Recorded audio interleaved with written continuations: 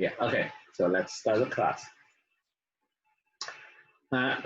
Chapter 13 is about some notations, about vector functions and the space curves and the derivatives, integrals. This is about basically it's about curves, okay?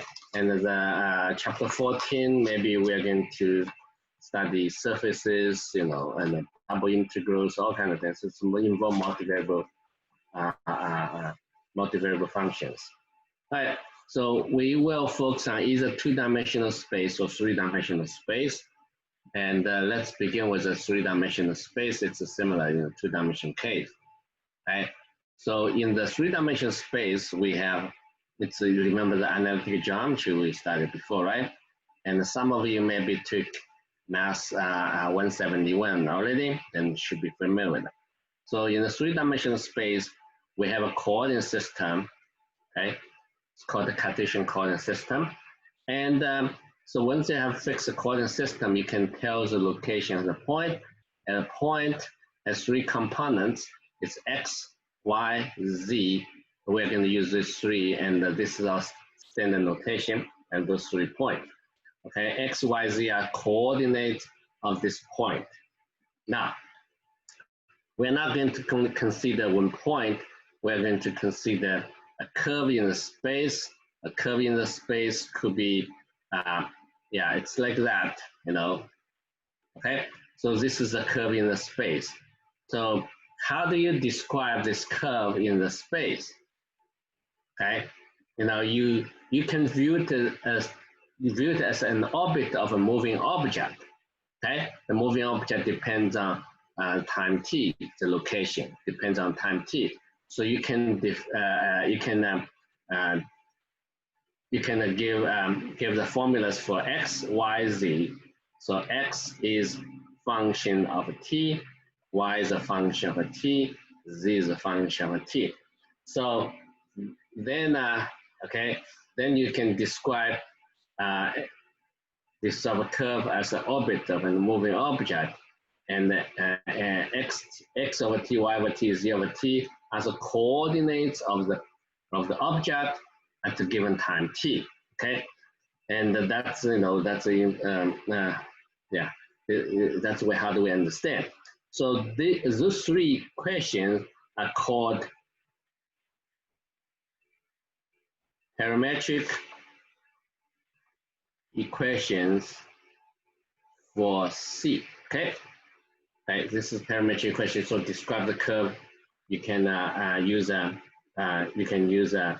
those 3 equations. So let's look at example. Okay, and here is let's draw the picture. Here's a circle. This is above the surface, above the XY plane, parallel to XY plane. Okay, so this circle and the center is on the z-axis. It's a coordinates 0, 0, 1, right? And the radius is going to be r equals, for example, 2. Okay, so this is a circle, horizontal, parallel to the XY plane. Now, this circle, how do we describe it?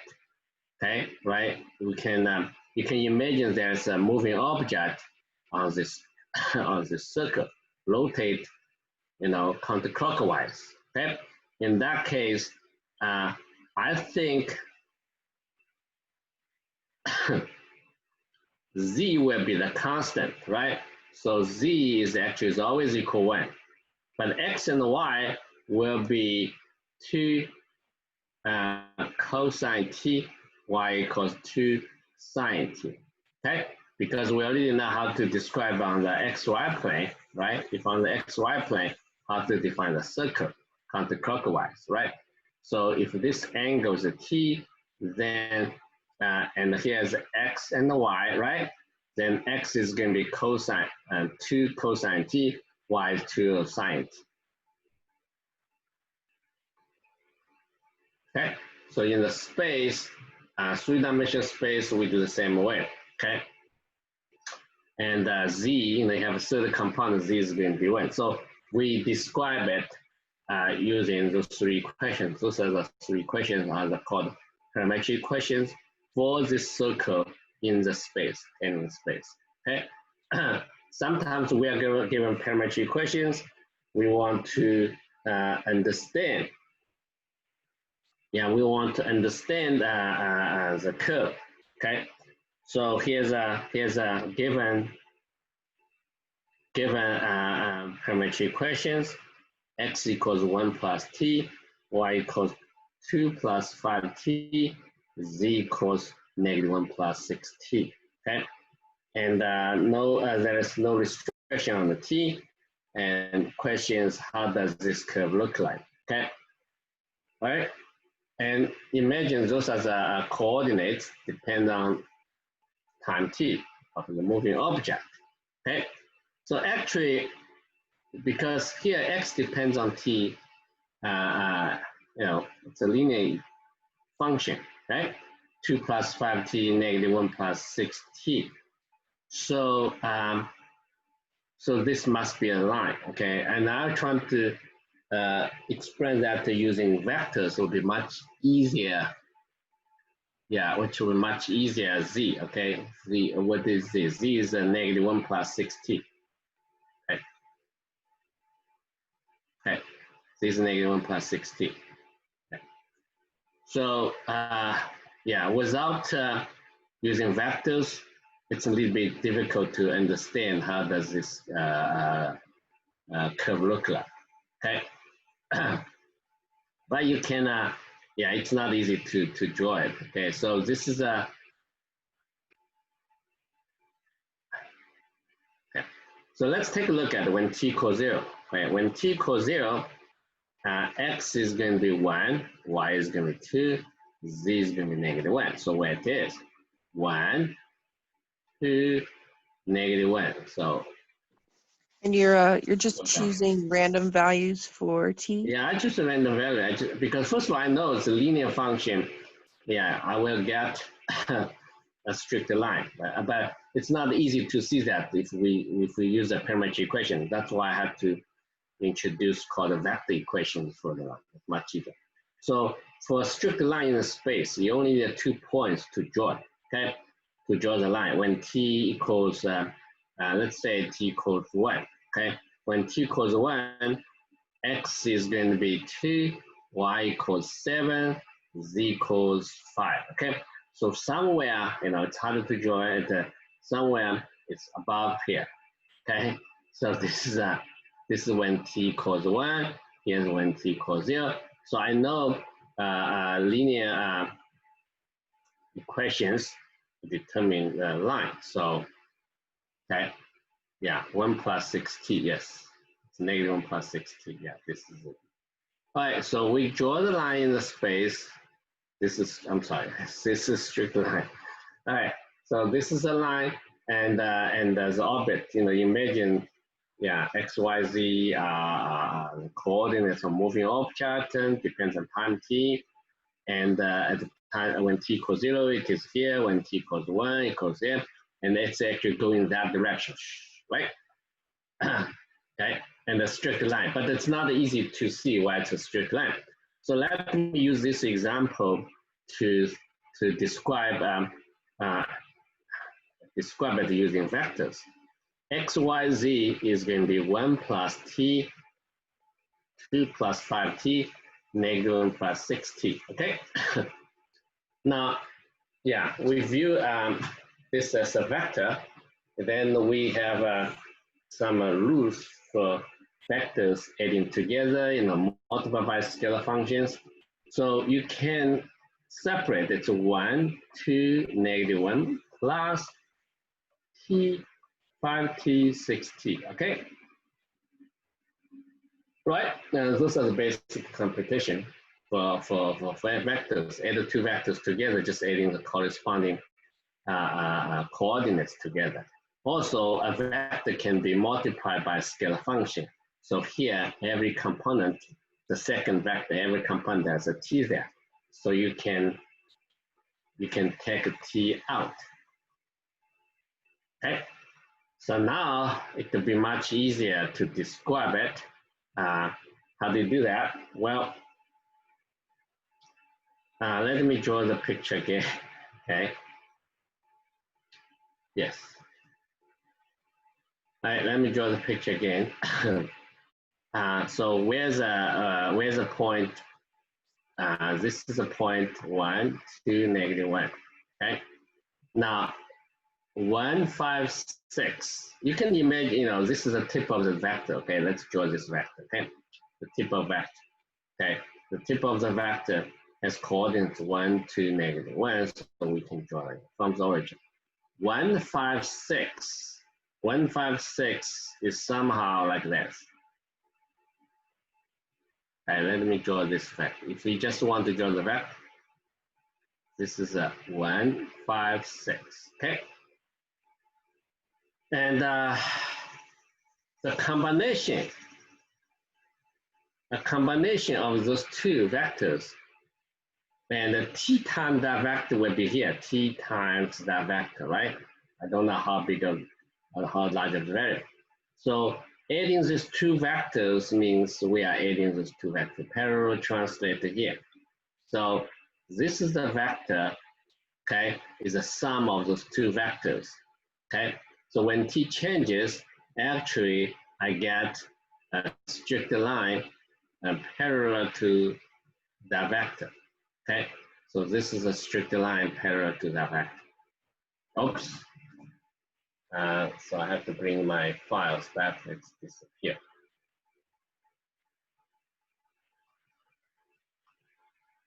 Yes, yeah, sometimes I touch somewhere. Okay.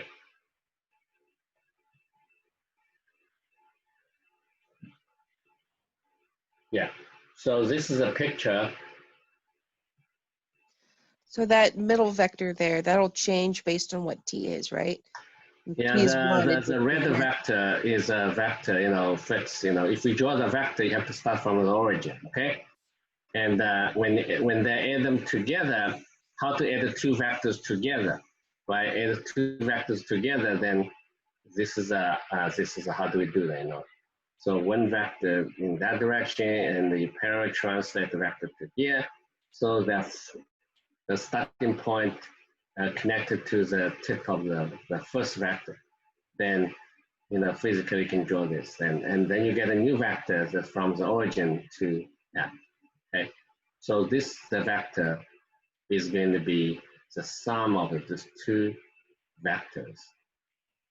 So now it's easy to understand when t changes, you just make that vector, I'm going to call it that vector longer or short, this yellow one, okay? And then you will get a line parallel to the vector with components 1, 5, 6. Okay, so you have a point, then you have a direction, so you can draw. Okay, so using vectors will be much easier to understand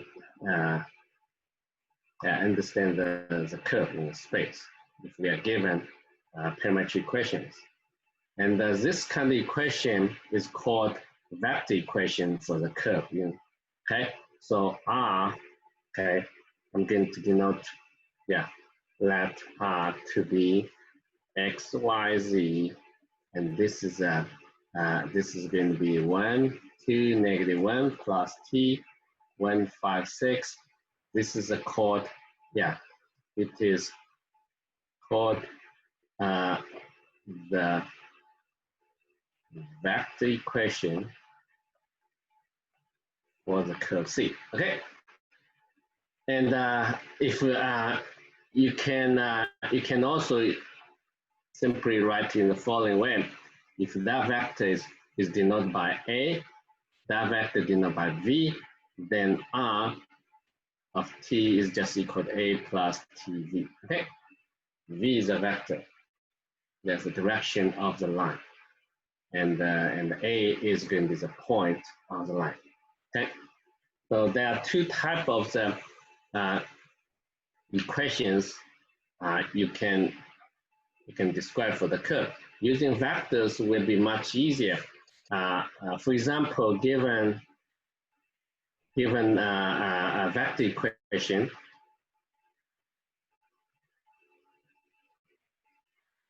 given vector equation R equals, okay, R equals, I equals cosine T and U, yeah.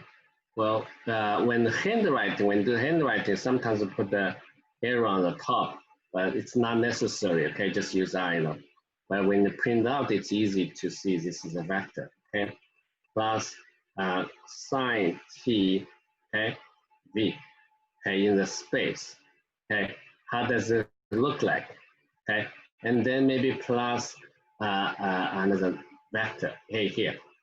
So how do we describe this, okay? First of all, we don't need to know A and U and the V, okay? U and the V may be something looks like that. This is a U, that's a V, okay? And the A is going to be here, A, okay? So how do I do that? I translate the U to here and the V to here, okay? Then cosine T sine T is going to be give you this kind of like an ellipse because UV not necessarily perpendicular to each other.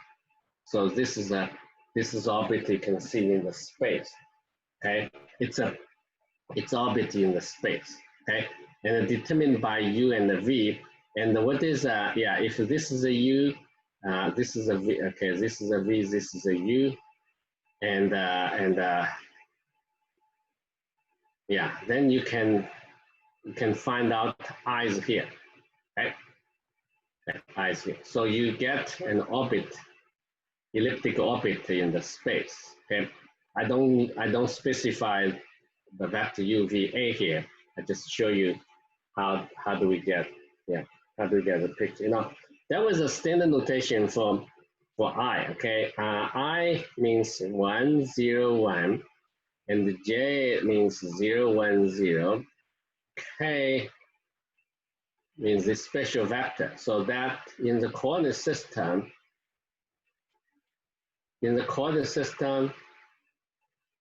and I is this vector, J is this vector, and K is that vector. So any vector can be like use the coordinates A, B, and C or UV. Yeah, let's don't use A, B, C here.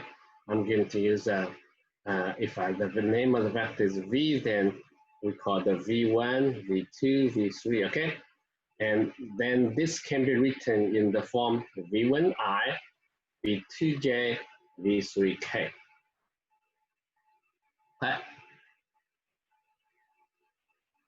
Oh yeah, this is here. Sorry. Yeah. Okay. So a vector in the form like 1, 3, -1. This can be written as I plus 3J minus K. All right. So now let's talking about a vector equation. Just trying to understand. This is a cosine T I plus sine Tj plus T times K. Wow. Right. Now, if you want to express this using parametric equations, you can do that. This is going to be cosine T, sine T, and T. So if you denote it by X, Y, Z here, then you will get parametric equations. Right? This is a parametric equations about with a vector equation for the same curve. Now we want to understand the curve. Okay, we want to understand the curve. So how do we do that? We notice that, okay, x squared plus y squared equals cosine squared t plus sine squared t, which is always equal 1.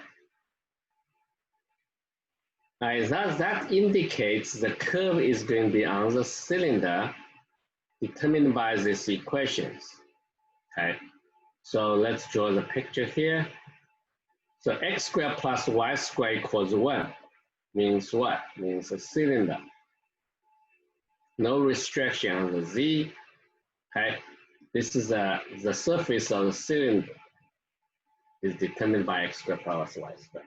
Okay, so this is a cylinder with a radius 1, and the axis of the cylinder is going to be z-axis. Okay, yeah, if you took Math 171, you probably understand that a little easier. Okay. All right, so the curve must be on this cylinder. Okay, as t increases, I think it's going to be, this is a t, okay? So it's rotate counterclockwise on the cylinder. But when t increases, the z-axis increases. So that means the point, yes, it's on the cylinder, but it's getting higher and higher as t increases. So actually the real orbit, as t increases, it's going in that direction. Okay, it is going to be getting high. Okay. Okay, if you project this curve to the xy plane, it is a circle. And yeah, if it. So you're saying that the rotation or the movement of t on a cylinder is a spiral, right? Yeah, it's a spiral. Yeah, it's called in mathematics. It's called the helix. Yeah. Okay. Yeah. Okay. So if you project the curve on the xy plane, and it's just a circle. Okay, x squared, because the first component, the second component, x squared plus y squared is always 1. Cannot go away. Okay, go away from that. So there, it is always on the cylinder. The question is how high, of this curve at time t, and then depends on the value of t, right? Because z equal t, z could be 2t. The pictures, the graph, the curve still looks like this. Okay, yeah, it may not change a lot. Only going up quickly if faster if it changes if you multiply t by 2t, for example, by 2, right? That mean you'd have like a tighter or a more spiraled helix if yeah, that's right. Yeah, right now after you complete the whole circle, when t equals this height is going to be too high, I think. Yeah. Okay. Yeah, it's going to be too high height when you come back. Yeah, completely. It's not a complete circle. It's just it's going up. Okay. But so those are the direct problems. We are given parametric equations, and we're given parametric equations. We're trying to understand the curve described by these equations. Okay. Now, some problems you have to find them. In some problems, you have to find the parametric equations for a curve. Okay. So here's a question. Find a vector equation or parametric equation for the line segment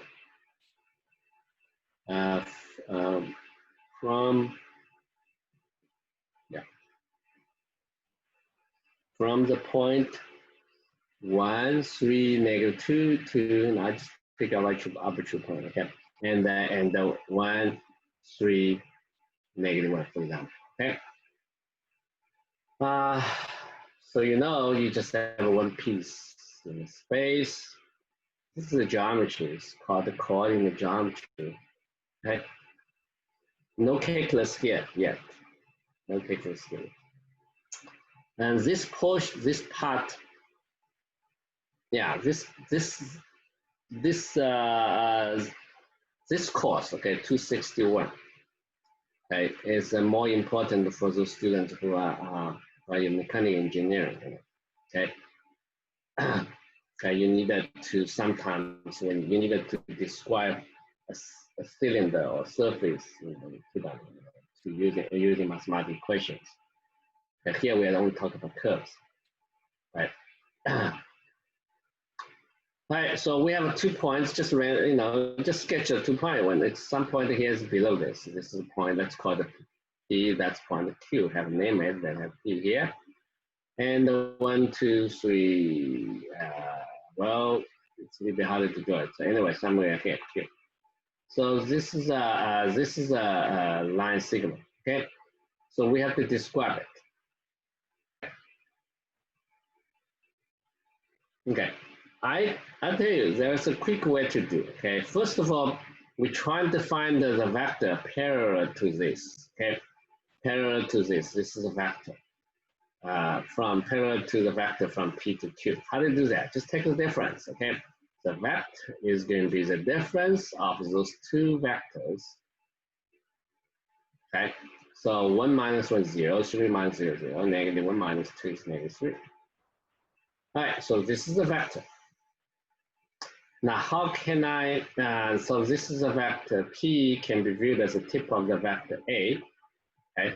So A is going to be 1, 3, negative 2. Okay. So I can draw the line. I can find the vector equation for the line. I can find the vector equation for the line. Okay.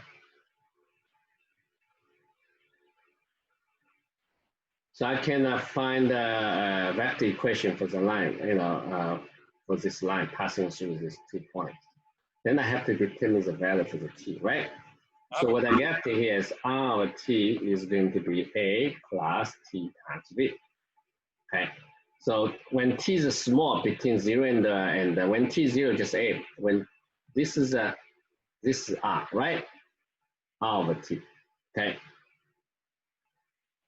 So clearly, when I equals 0, you can get an A. When I equals 1, you will get A plus V, which is the vector and determined by the point Q. Okay. So all I have to do, you get an equation for the line passing through P and Q, but the answer should be T is also between 0 and 1. Okay. So the answer for the line segment of T is A plus TV, and T is between 0 and 1. Okay. That is going to be where's A and V, A, V, and theta. Okay.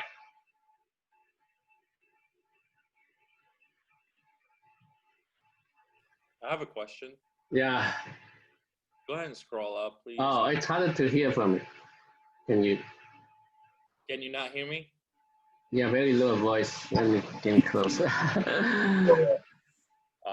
Would you mind scrolling up just a little bit? Oh. You mean this way? Yeah, no, up.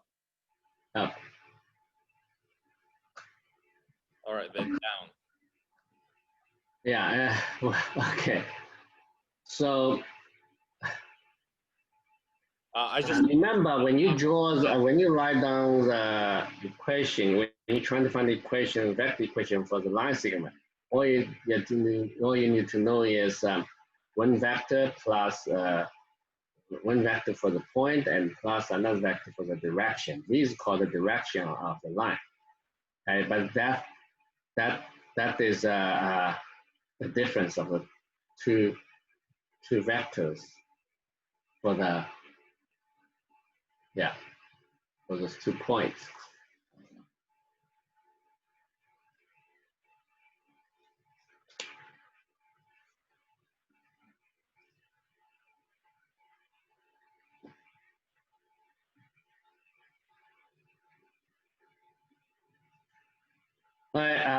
There are some other curves a little bit much more difficult to find out. Yeah, for example, let's do this one. Find a vector equation that represents for the curve, which is going to be intersection of two surfaces. Okay.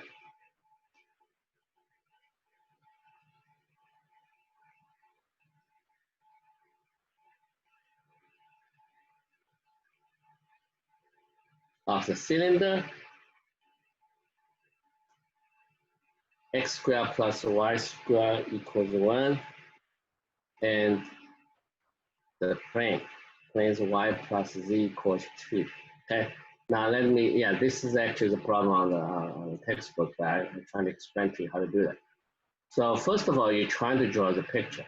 Okay, if possible. It's a cylinder x squared plus y squared. It's unit cylinder. Okay. And the y plus z equals 2. Not equals yet. Y plus z equals 2. Now this is a equation for the curve. Okay. And you can you just sketch it. You know, this is as a normal vector to the plane. Do you remember the normal vector to the plane is going to be 0, 1, 1. Okay, so 0, 1, 1. Okay, it's going to be like that direction. Okay. Yeah, this is the normal vector to the plane because the coefficients of z, coefficients of y and coefficients of z are all equal to 1. So if you cut it, the plane, looks like it looks like yeah. You see, y plus z equals 2. If you want to draw the line in the YZ plane, this is going to be a straight line. So the plane actually is going to be a line. Yeah, this is actually the plane if I want to draw it. Okay. Yeah, going through that. And then you get the curve. Yeah, you get intersection. Okay. Well, if it's difficult to sketch it, then just use the algebra to solve the problem.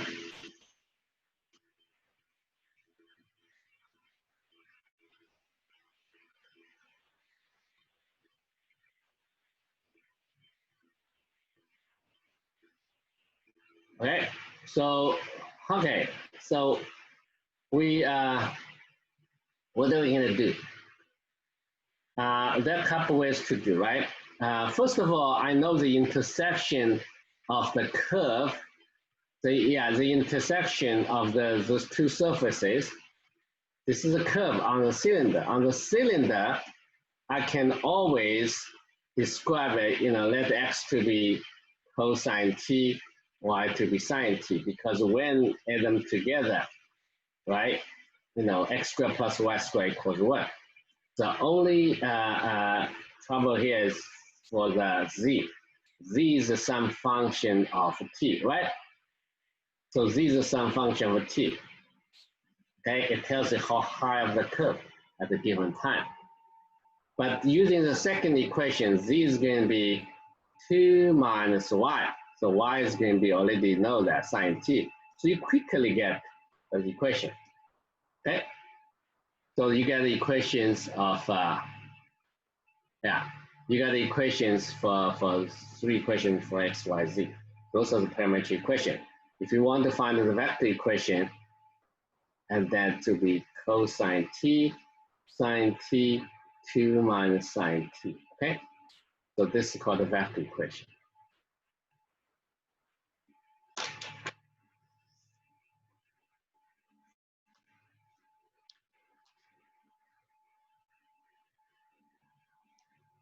All right. So those are the vector value function we call it. It's also called the vector value function. Okay, use r over t equals x over t, y over t, z over t. This is usually called a vector value function. A vector function, simply called a vector function. Okay, so because it depends on time t, but they have 3 components there. There's a vector. Okay, this is called a vector function. Okay, it depends on time t, depends on t, and have three components. It's called a vector function. So for a function, you can talk about limit, you can talk about the derivatives, right? You can talk about integrals, right? So the limit, okay, when we say t approaches t naught, this is defined to be the limit of each component.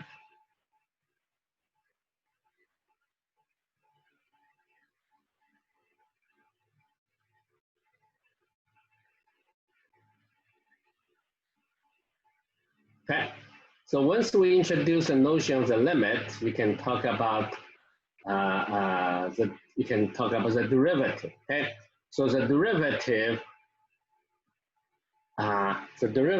of the function is defined to be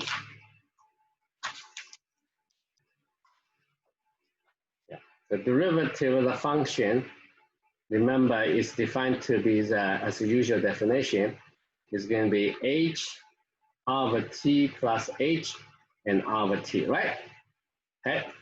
Then since you can do subtraction between two vectors, so actually this is going to be you move all into components, so it will be xt plus h minus x of t divided by h, right? And the yt plus h minus yt over h. And here zt plus h minus zt divided by h.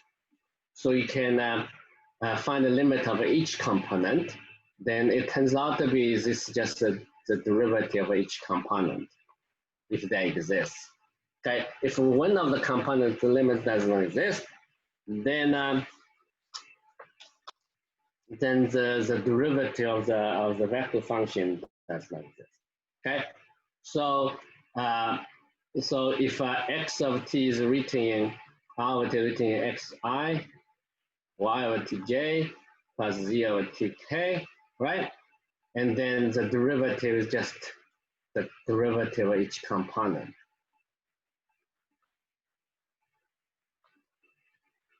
Okay.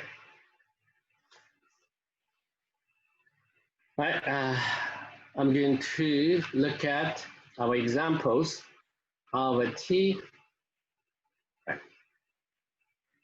and that is going to be 2 cosine t. Let's just wait. Yeah, we don't want to put 2. Sine t and t, right? This is the example we discussed before.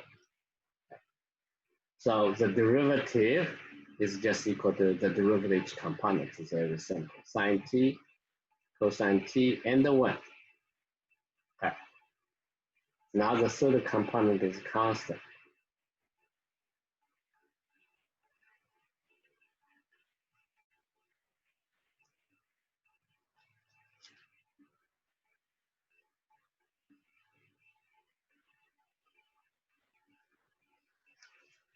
Okay.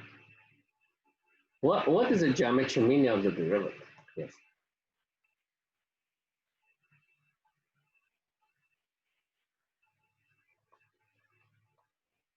Okay.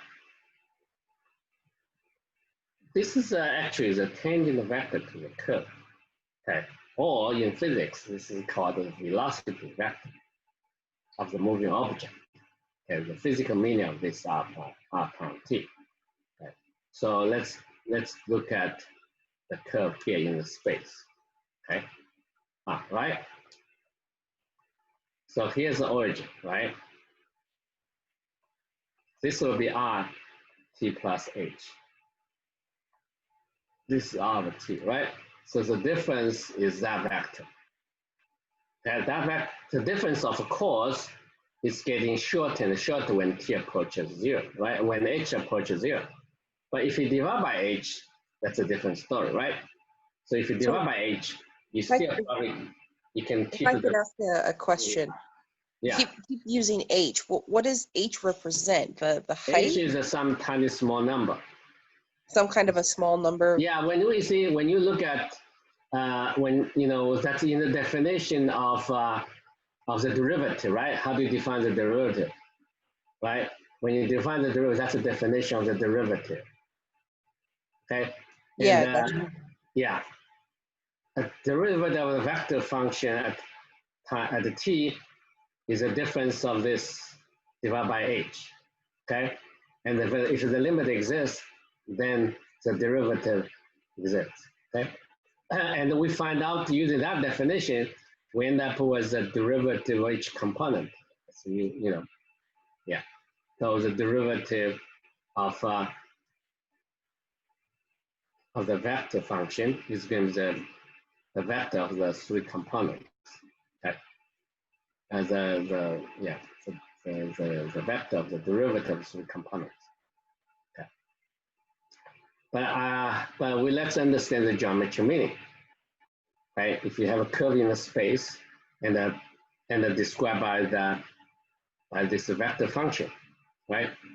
Then R of t plus h is here. R of t is here. So the difference could be very short vector. But if you divide by h, because h is also very small, then this vector, the ratio could be a very long vector. So the limit,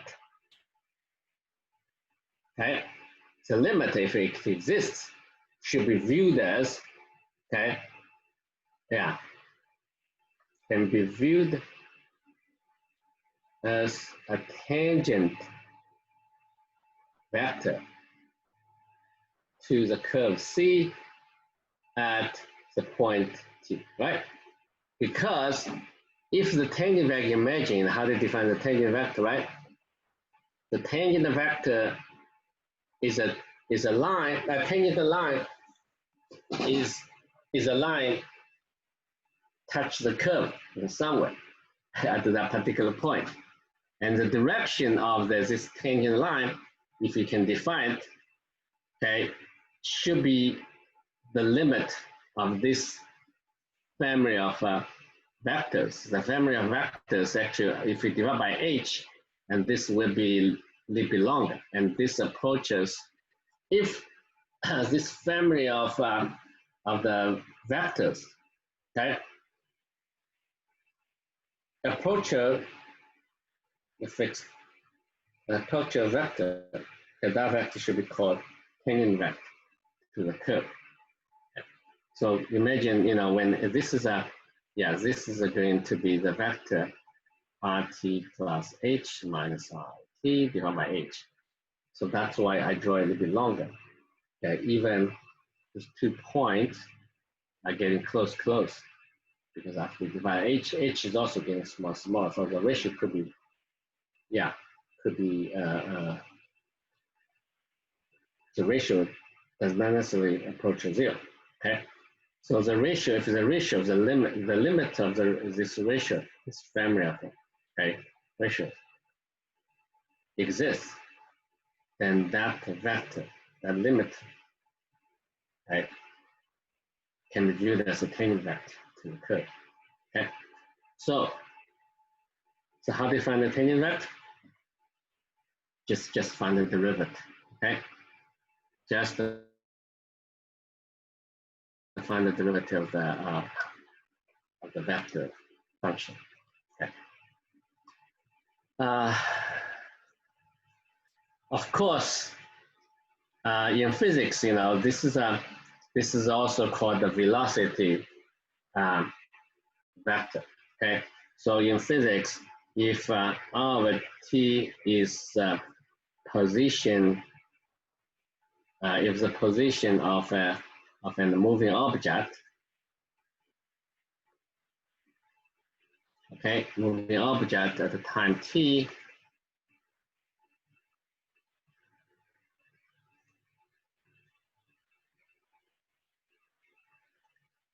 okay,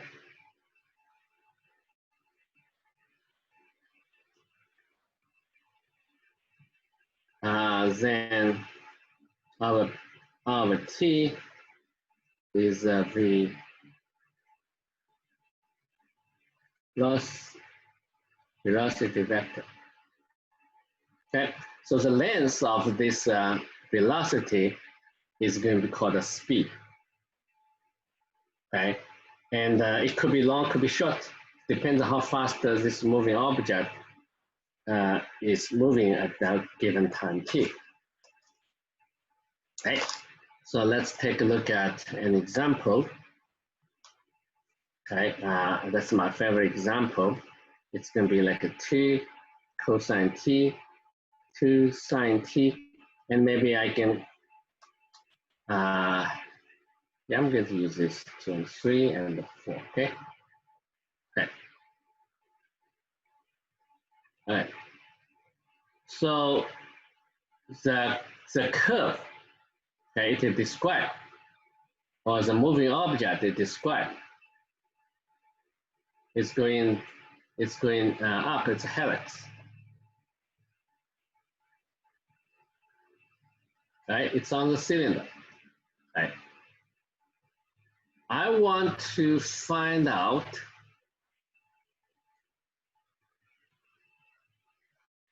the tangent vector at the given time t. So this is tangent vector, right? So the derivative will be -3 sine t, 3 cosine t, and 4. Right?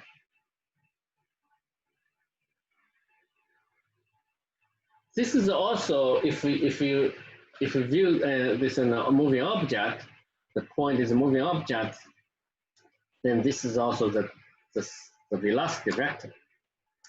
So the length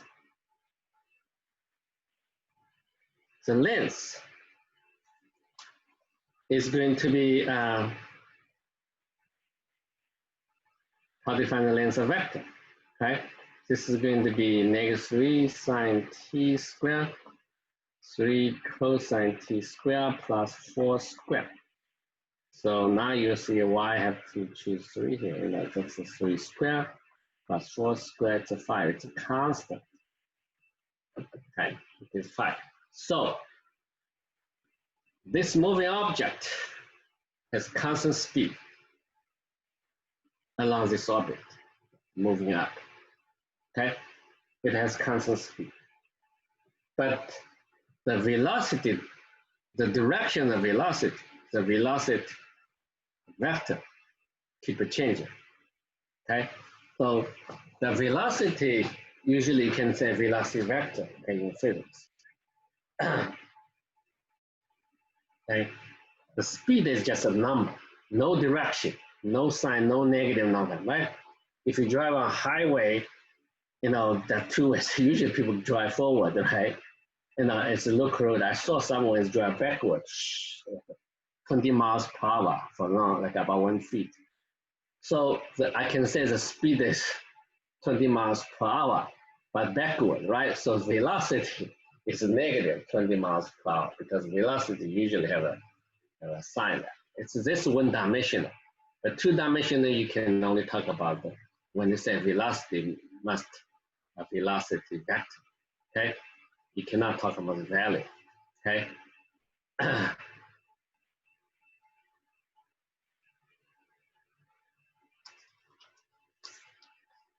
That equation that you're using right there, the r of t to the square root of the values, isn't that a standard equation or a formula that we need to? I just randomly give a equation, okay? Give an equation.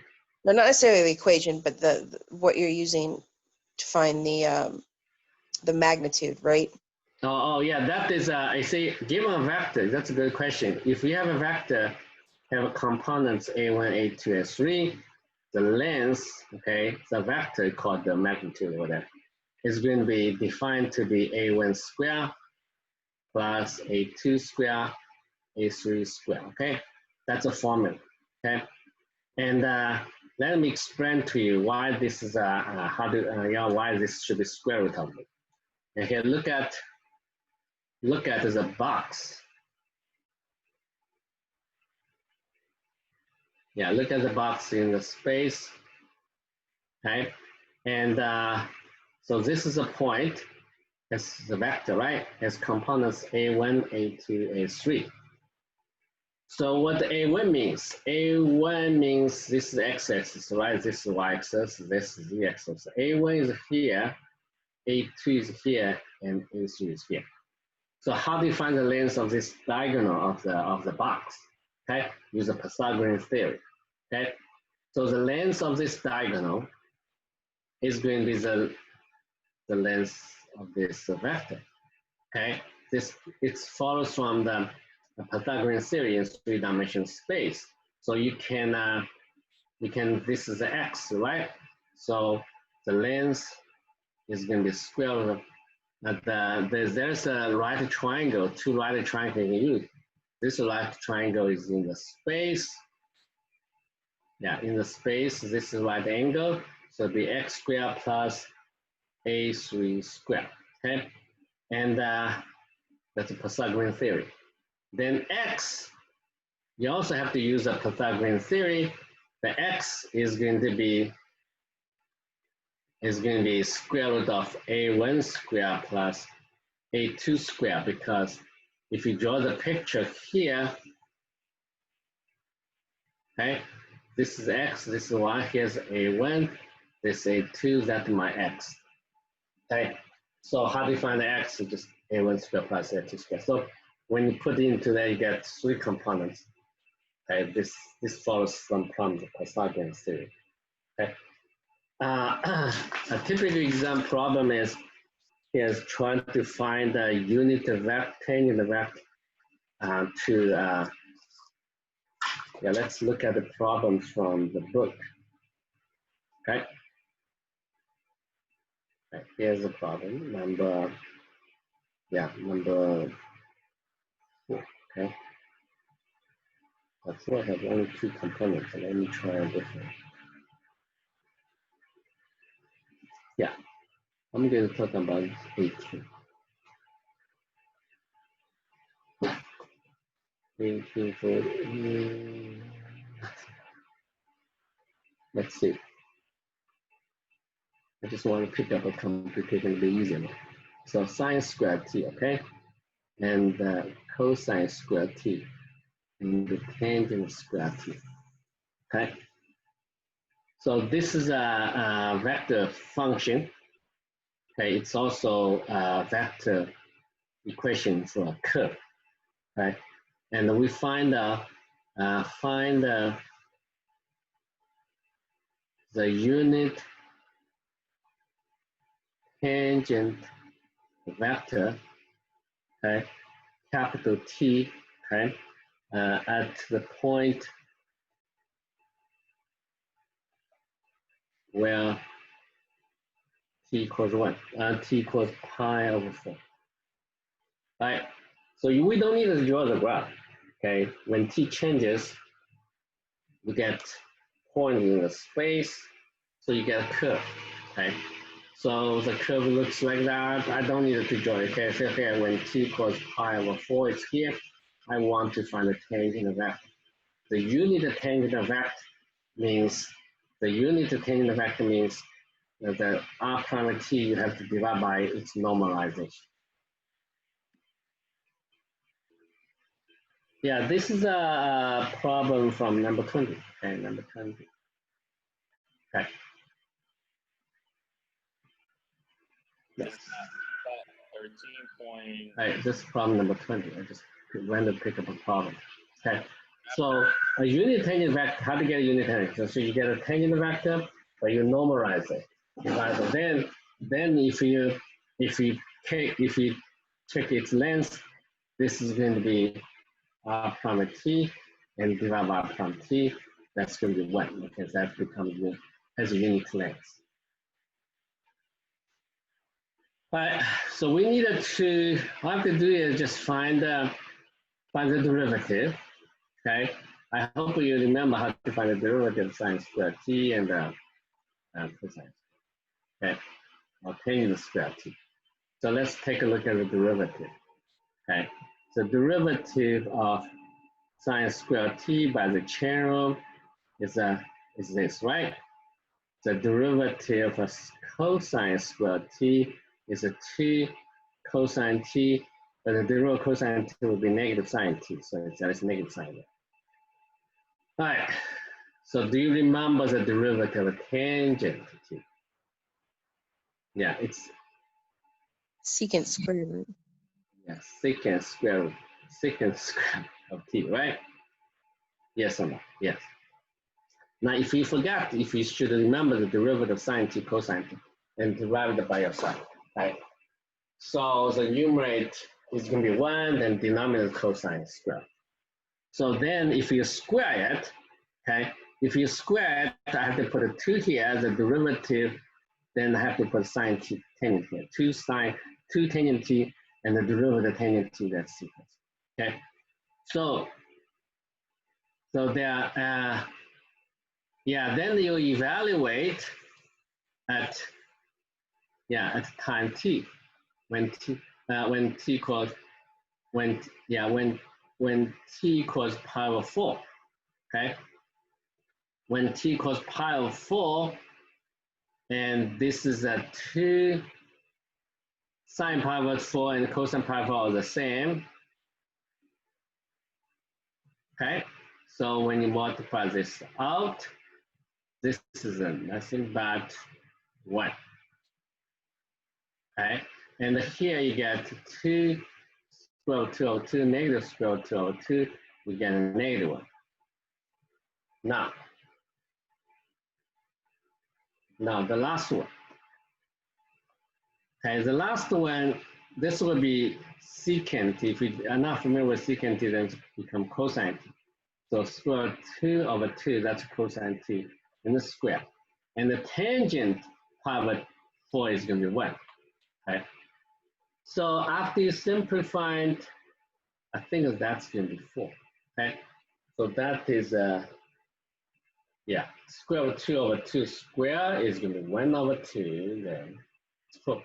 So now our parametric t is going to be 1, negative 1, 4. And this is a vector. It's not necessarily a unit vector. Okay, it's not a unit vector. Okay, it is not a unit vector. And we have to normalize it. Okay. Yeah, you have to show step by step. And when you do the whole quiz, when you work through the quiz and test, then I can see, it's easy to make a computation mistakes. Sometimes I copy the problem and copy the wrong, okay? So it's possible if you show all the necessary steps, you get more partial credit. So by the formula, it's going to be 1 square plus negative 1 square plus 4 square.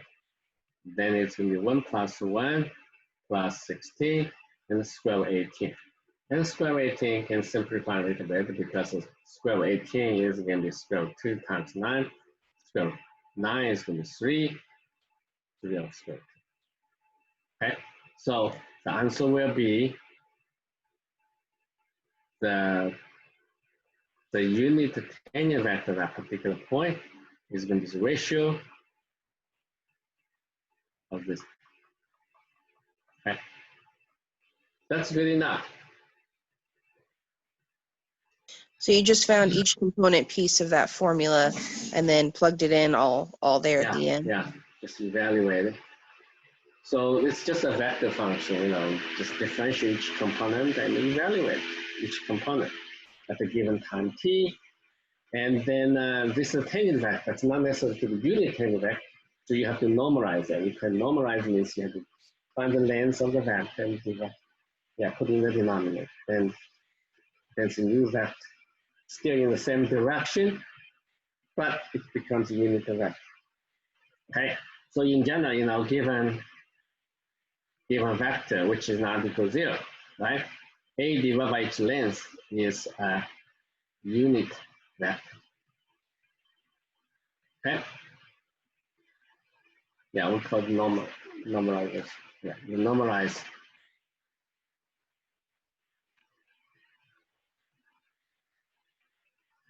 Right.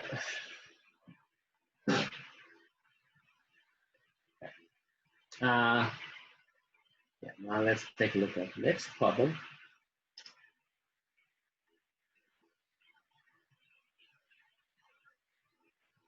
given parametric equations, x equals 2 cosine t, y equals 2 sine t, z equals 4 cosine 2t, okay? And this is a problem number 30. Whoa, what is that? I don't use a graphing calculator to find the graph. I just want to find the parametric equations for the tangent line. So let's complete this, okay? Find the parametric equations for the tangent line at the point square root 3, 1, and 2. Now there are several steps involved. Okay, step 1, I need to determine the time t. Okay, because this is a point in the space. Okay, so I have to find out the t, because you needed to. This is a curve, right? If I know the time t, I can get the tangent vector. After I get tangent vector, I can get the equation to the tangent line, right? If this is a A, right? This is a V, then I is going to be A plus TV that describes the tangent line. So I need to find the tangent vector. I need to find this particular point. Now this point A is given. Don't worry about that. A is going to be square root 3, 1, and 2. But the V, okay, V is going to be the derivative of R. It's not necessary to be unit vector. So questions, what is T, right? If you know the T, then you can evaluate.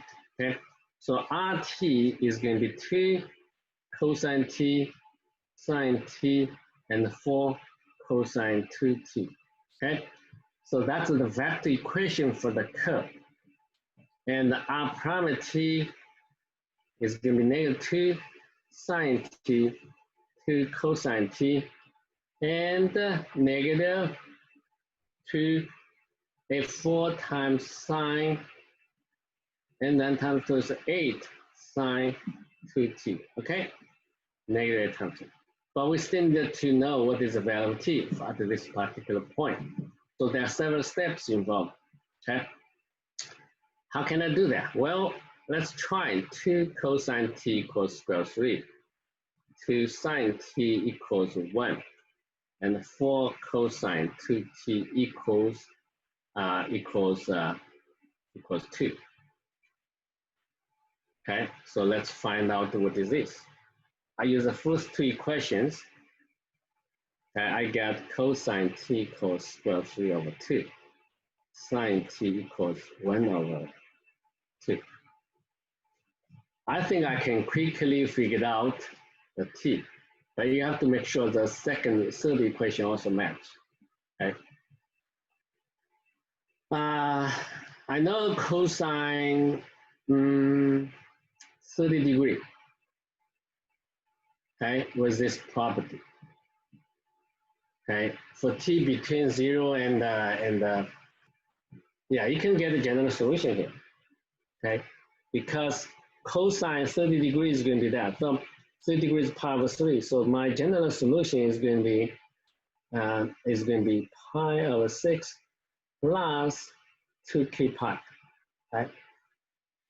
Right? That's only one solution with satisfy this equation within the interval from 0 to 2 pi. But it's periodic function. Now I have to look at the third one, whether it's matching.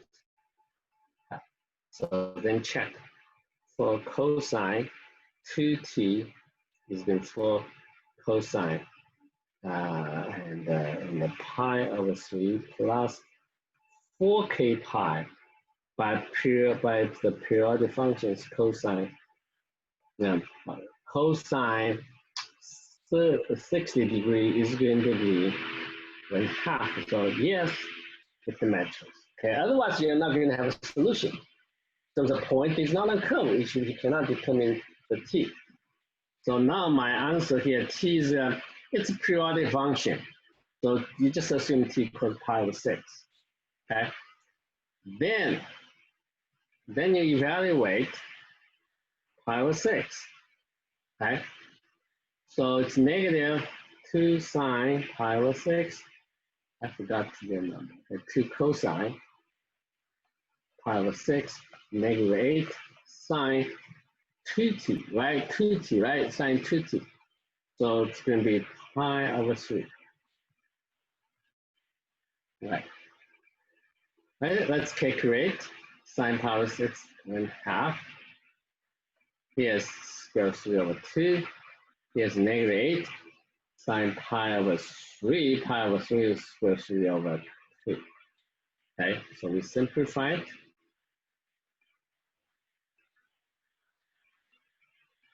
All right, so this is not necessarily to be unit vector, but this is tangent vector. Once you get tangent vector with the early number, right? Once you get tangent vector, this is tangent vector v, right? Then I already have the picture here. So a plus tv. Okay, so tangential, the vector equation for the tangent line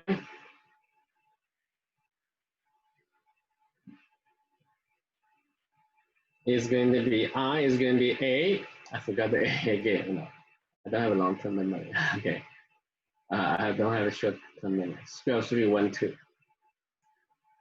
Square root 3, 1, and the 2, and the plus t, and the vector here is negative 1, square root 3, negative 4, square root 3. Okay, this is just the one equation. Okay, there are many different forms because the vector itself can be long, can be short. So so a vector equation for a tangent line, then there should be many versions. Okay, depends on. This is the most natural one. Okay, you don't need to normalize the vector, tangent vector, because the tangent vector is not unique to that. Okay.